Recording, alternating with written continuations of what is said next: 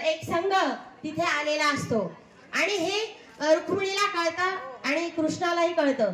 मग आदल्या दिवशी त्या कृष्णाला माहिती असतं उद्या राधा गोकुळात येणार आहे। मग इकडे सगळी तयारी करून ठेवतो आणि रात्री जेव्हा रुक्मिणी त्यांच्या जवळ जाते आणि त्यांच्या हृदयाला कान देते तर त्यांच्या हृदयातनं राधा राधा राधा असा आवाज येतो बघा। मग ती म्हणते इतकी मी जवळ असताना माझं कधी इतकं नामस्मरण करत नाही, ही राधा एवढी का प्रिय आहे? मग कृष्णाला सकाळी उठल्या उठल्या म्हणे मी प्रश्न विचारेन की राधा नेमकं तुमच्या मनात एवढी काय? पण काय विचारता तिचं रात्रभर बिचारी जागी राहते, सकाळी डोळा लागून जातो तोपर्यंत कृष्ण सकाळी गायब। मग बाहेर निघून जातात कृष्ण, मग फिरून वगैरे येतात। मग ती म्हणते का म्हणे रात्री मी बघत होती तुमचं सारखं राधे राधे राधे काय चाललंय? अगं म्हणे तू बरं झालं आठवण दिली, राधा आपल्या गोकुळात आलेली आहे म्हणे।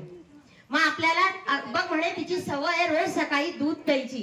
हो का म्हणे माझ्या सवयी तुम्हाला अजून माहित नाही आणि तिची सवय कशी माहिती हो म्हणे।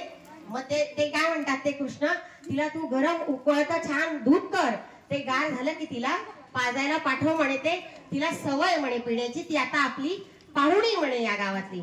मग रुक्मिणीला राग येतो, ती म्हणते चांगलं उकळवा म्हणे हे दूध आणि पाठवतात राधेकडे। लगेच ती पण जाते रुक्मिणी आणि गरम दूध प्यायला देते। बघा राधा इतकं शांतपणे ते दूध पिते कारण तिच्या मनात भाव असतो तो फक्त कृष्णाचा, म्हणून भाव तिथे देव। तिकडे ती मस्त दूध पिते आणि घरी येते।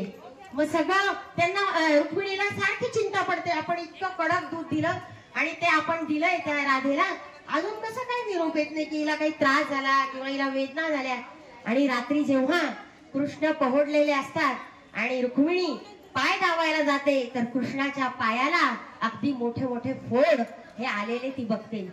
ती म्हणते का हे फोड कसे आले तुमच्या पायाला?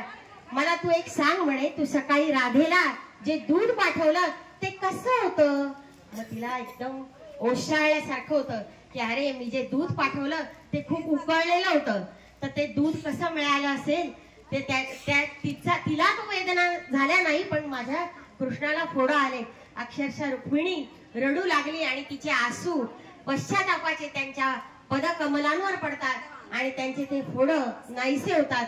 पश्चाताप चूक झाली पण त्याचा पश्चाताप पण झाला, तो पण देवाने लगेच स्वीकार केलेला आहे। बघा आपली घरात बाहेर मैत्रिणींमध्ये कुठे ना कुठे थोडीफार चूक होत असते, पण ती स्वीकारणं आणि ती कबूल करणं त्यात फार मोठा सन्मान असतो। माझ्या सखींनो हा सन्मान हा प्रत्येकीने आपल्या हृदयात ठेवायचा आहे।